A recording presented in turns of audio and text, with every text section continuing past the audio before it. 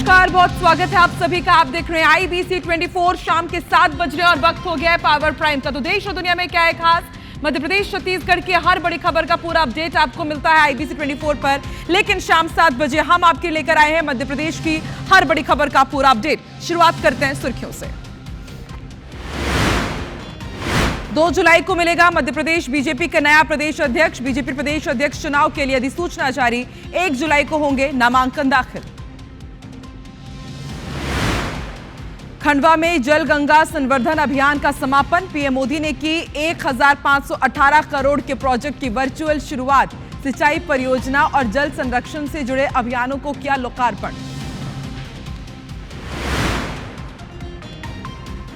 जबलपुर में इलाज के बहाने धर्मांतरण का खेल। ईसाई धर्म अपनाने का दबाव बनाने वाले 5 के खिलाफ केस। जेवर और 2 लाख रुपए भी हड़पने का आरोप।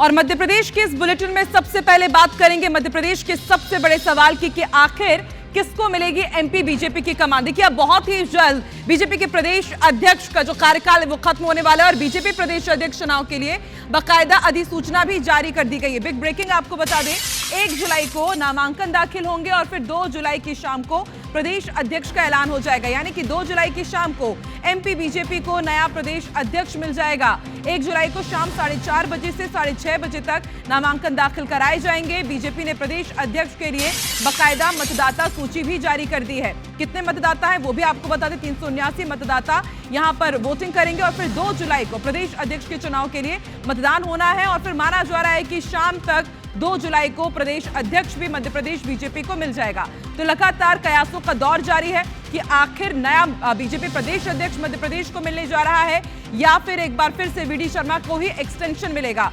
तो ऐसे में अब देखिए, 1 जुलाई को नामांकन दाखिल होंगे और 2 जुलाई को प्रदेश अध्यक्ष के चुनाव के लिए मतदान होना है।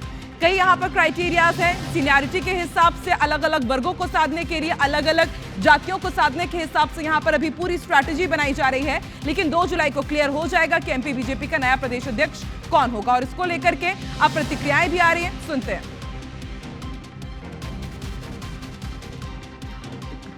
प्रदेश अध्यक्ष और 40 राष्ट्रीय परिषद के प्रतिनिधि प्रदेश के, इनका चुनाव होने जा रहा है।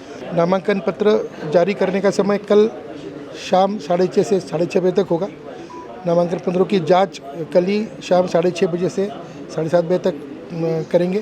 देखिए, जिले से जो चुने गए मतदाता मतलब प्रतिनिधि, उनकी अलग सूची, अलग मतलब सूची तो एक ही है, कुल मिला करके 380 है।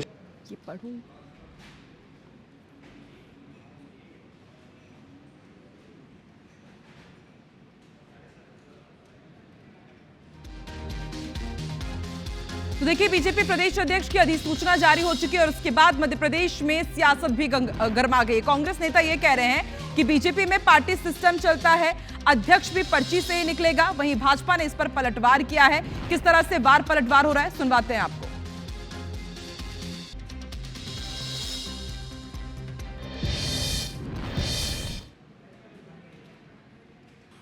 बीजेपी में पावर जो मिले हैं उनको, दिल्ली और मध्य प्रदेश, एक अहंकार आ गया है।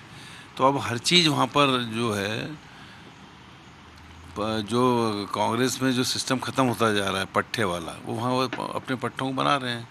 और हर चीज़ तय है ना कि वो 2 लोग जो तय करेंगे, जो RSS तय की वही होगा। बाकी तीसरा कोई नहीं है, चौथा कोई नहीं है जो दखल दे सके। तो पर्ची सिस्टम तो मुख्यमंत्री से शुरू हो ही है इनका। मध्य प्रदेश में, राजस्थान में हुआ, सब जगह ये हुआ है, वहाँ छत्तीसगढ़ में भी ये हुआ। ये तो अध्यक्ष में भी पर्ची आएगी, उस अध्यक्ष बनेगा। देखिए, जीतू पटवारी जी चूंकि फ्रेंचाइजी लेकर आए हैं और किस प्रकार की वो राजनीति कर रहे हैं, पैसा देकर तो लव जिहाद फैला रहे हैं, पैसा देकर मोटरसाइकिल देकर झूठ बुलवा रहे हैं। तो किनके क्या पद्धति है ये ना बोलें। भारतीय जनता पार्टी कार्यकर्ता आधारित दल है और हमेशा इस दिशा में आगे बढ़ा है। और आप पर्ची की चिंता मत करिए, आपकी पर्ची किस प्रकार से उमंग सिंगार जी और दिग्विजय सिंह जी आपसी संवाद कर बदलवाने वाले हैं उस पर ध्यान दीजिए, क्योंकि तमाम नेता आपको आंसू दिलवा चुके हैं, आप रो चुके हैं, उसके बाद भी नहीं यदि कांग्रेस सुधर रही है तो कांग्रेस का ही भगवान ही मालिक है।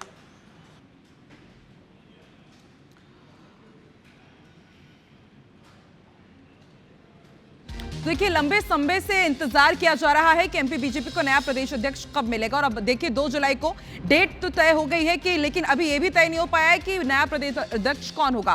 कांग्रेस उस पर निशाना साध रही है। अब सीधे रुख कर लेते हैं विवेक पटैया का, संवाददाता इस वक्त हमारे साथ जुड़ चुके हैं। विवेक, देखिए अब 2 जुलाई को एमपी बीजेपी को नया मुखिया मिल जाएगा, नए प्रदेश अध्यक्ष की घोषणा कर दी जाएगी, लेकिन कांग्रेस यहां पर निशाना साध रही है। वो तो कह रही है कि अध्यक्ष भी पर्ची से ही निकलेगा जैसा सीएम निकला था। तो क्या वाकई ये माना जाए कि जो मतदान होना है, जो चुनाव होना है, सिर्फ एक फॉर्मेलिटी होगी, नाम तो पहले से ही तय है, और किसका नाम सबसे आगे चल रहा है?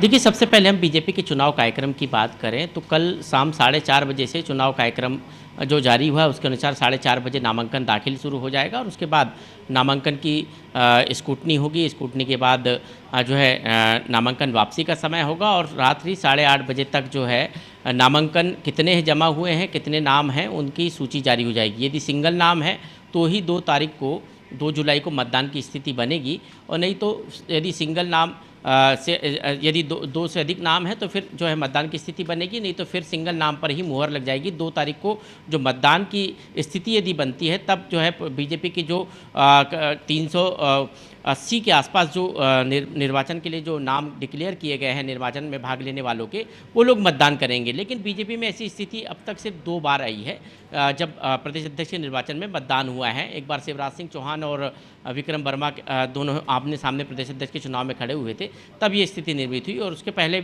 अविभाजित मध्य प्रदेश के समय लेखीराम के समय ये स्थिति निर्मित हुई थी। लेकिन इस बार संभावनाएं कम है। हर बार की तरह सामंजस्य से बीजेपी जो है सिंगल नाम पर सहमति बनाने की कोशिश कर रही है।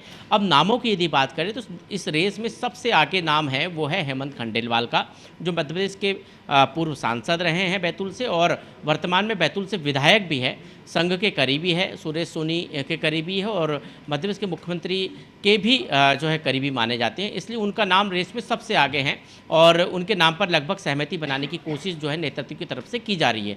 दूसरा नाम है नरोत्तम मिश्रा का, पूर्व गृह मंत्री है, और जब तख्ता पलट हुआ था कमलनाथ सरकार का तब महत्वपूर्ण भूमिका निभाने वाले नरोत्तम मिश्रा थे, और कई महत्वपूर्ण विभागों की जिम्मेदारी वो पूर्व में संभाल चुके हैं। हालांकि पिछला चुनाव दतिया से हार गए थे, और वर्तमान में उनके पास कोई जिम्मेदारी नहीं है। ऐसे में पार्टी ब्राह्मण चेहरे के तौर पर उनका नाम सबसे आगे है। गजेंद्र सिंह पटेल ये संघ के चेहरे हैं, संघ के प्रचारक के तौर पर अपनी इन्होंने शुरुआत की थी, और बीजेपी में आने के बाद गजेंद्र कहीं ना कहीं दबी आवाज में ये भी कहा जा रहा है कि फिर से वीडी शर्मा को एक्सटेंशन मिल सकता है, जैसा कि आपने ब्राह्मण वर्ग की भी बात कही, नरोत्तम मिश्रा हो या फिर राजेंद्र शुक्ल हो, ब्राह्मण वर्ग को ही ये रिप्रेजेंट करते, तो ये भी माना जाए, क्योंकि हमने छत्तीसगढ़ में देखा है कि फिर से किरण सिंहदेव को रिपीट किया गया। तो क्या यही फॉर्मूला मध्य प्रदेश में भी हो सकता है? संक्षिप्त में बताइएगा।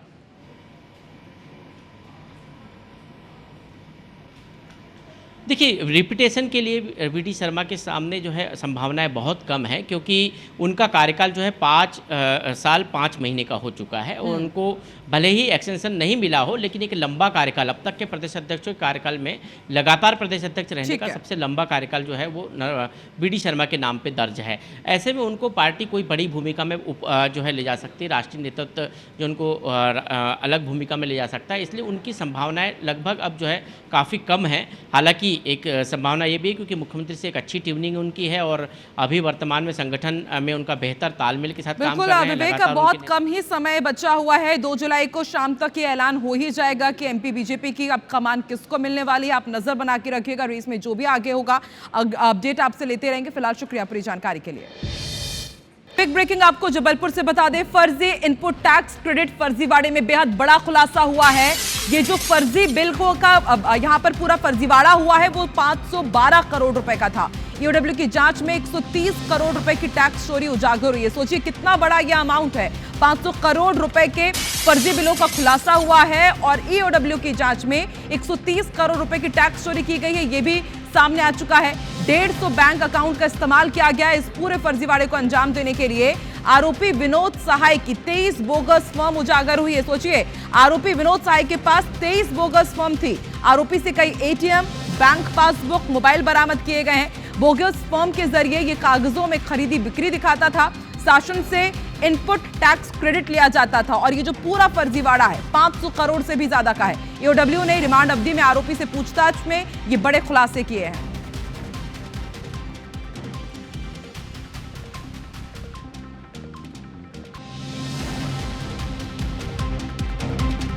तो बिग ब्रेकिंग आपको बता रहे हैं, सबसे पहले आईबीसी 24 ने ही इसका खुलासा किया था कि जबलपुर में किस तरह से फर्जी इनपुट टैक्स क्रेडिट के नाम पर फर्जीवाड़ा चल रहा है। और अब आप देखिए अमाउंट भी सामने आ चुका है, कुल 512 करोड़ का ये बड़ा फर्जीवाड़ा। और ऐसे में सबसे बड़ा सवाल कि आखिरकार जबलपुर में और कितने बड़े फर्जीवाड़े होंगे।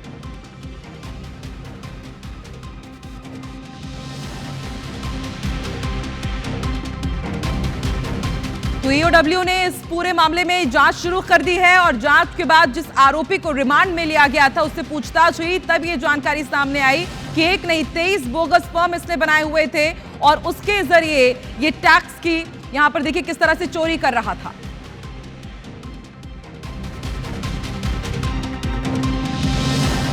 विजेंद्र हमारे साथ फोन लाइन पर जुड़ चुके हैं। विजेंद्र, जाहिर सी बात है सिर्फ एक आरोपी तो नहीं होगा, 512 करोड़ का ये पूरा फर्जीवाड़ा है और किस किस पर गाज गिर सकती है, कब इस पूरे मामले का खुलासा होगा?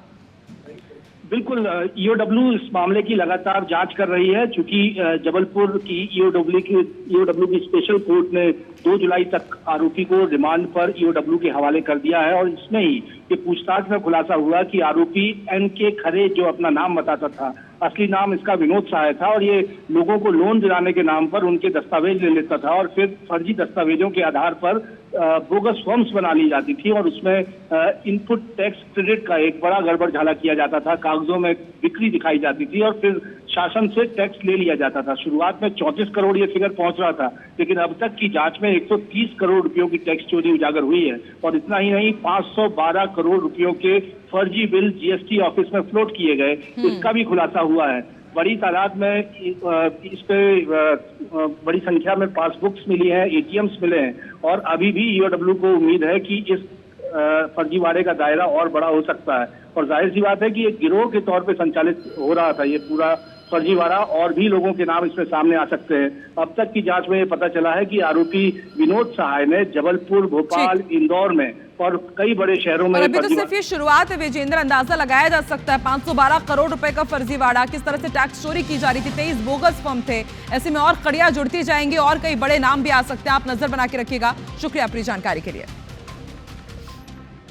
और अब आपको राजा रघुवंशी हत्याकांड से जुड़ा हुआ बड़ा अपडेट आपको बता दें। देखिए, अब जेवर की जांच अब किस पर आंच, क्योंकि अब जेवरों की भी जांच की जा रही है और ऐसे में बड़ा सवाल उठ खड़ा हुआ है कि अब किस पर आंच होगी, क्योंकि इंदौर के राजा रघुवंशी हत्याकांड मामले में शिलांग पुलिस लगातार जांच कर रही है। इसी कड़ी में आज राजा के भाई विपिन रघुवंशी को इंदौर क्राइम ब्रांच थाने में जब पूछताछ के लिए बुलाया गया, ये उस वक्त की तस्वीरें हम आपको दिखा रहे हैं। इस दौरान विपिन ने बताया कि शादी में सोनम को करीब 15 लाख रुपए से ज्यादा के गहने दिए गए थे। उसने ये भी बताया कि राजा घर से सोने की चेन पहनकर निकला था।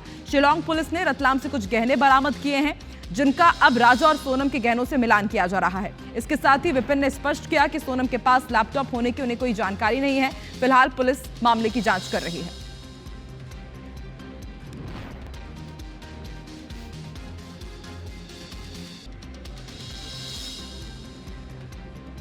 राजा घर से भी निकला था ना, तो उसके पास में गले में चेन थी, जो कि राजा ने उस टाइम पे फोटो खींची थी एयरपोर्ट पे से। उस फोटो के अनुसार जो है मम्मी को आना पड़ा था, उसमें चेन पहनी हुई है। मम्मी ने उस टाइम चिल्लाया था उसको, मैं सोना चेन चेन पहन के मचा, चेन पहन के तू क्यों गया? मम्मी ने बोला था, मम्मी सोनम ने बोला पहन क्या निकले, इसी पहन के गया था। सारी रकम लेके गई थी, सोनम गई थी।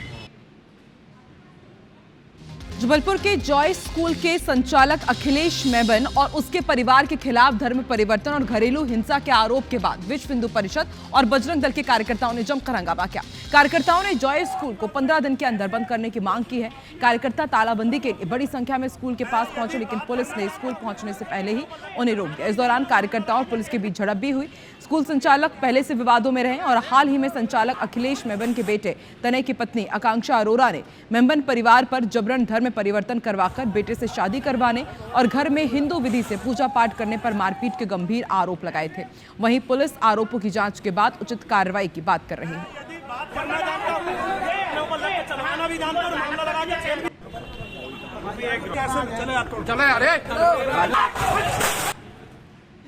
में भी हमने ऐसे कुकृत्य पोषित माफियाओं के स्कूल बंद कराने का, इंक्रोचमेंट जो इसके स्कूल में है उसको तत्काल प्रभाव से निरस्त करने का आग्रह किया था, परंतु कलेक्टर महोदय के द्वारा कोई भी कार्रवाई नहीं की गई। कार्रवाई नहीं होगी तो बजरंग दल का स्वरूप पूरा भारत ही नहीं जबलपुर अच्छे से बाकी बजरंग दल क्या करना जानता है। अगली बार अगर हम आएंगे तो ये स्कूल किसी भी हालत में नहीं खुलने देंगे।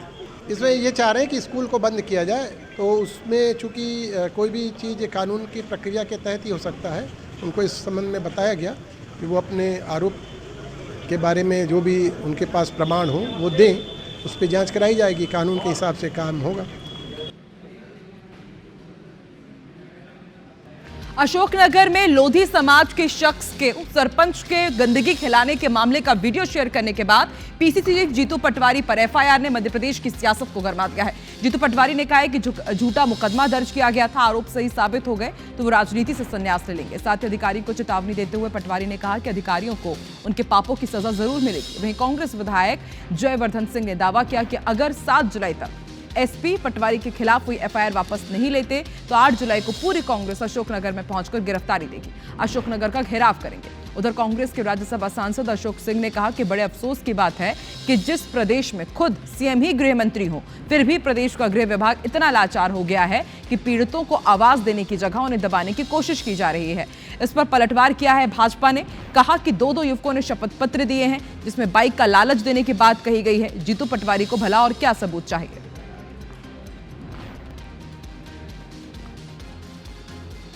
लोधी जी को कभी मैंने देखा नहीं ज़िंदगी में, न पहले देखा न उसके बाद देखा। वो जितनी देर आए उतनी देर मेरी बात हुई उनसे जो बात हुई वो पब्लिक डोमेन में।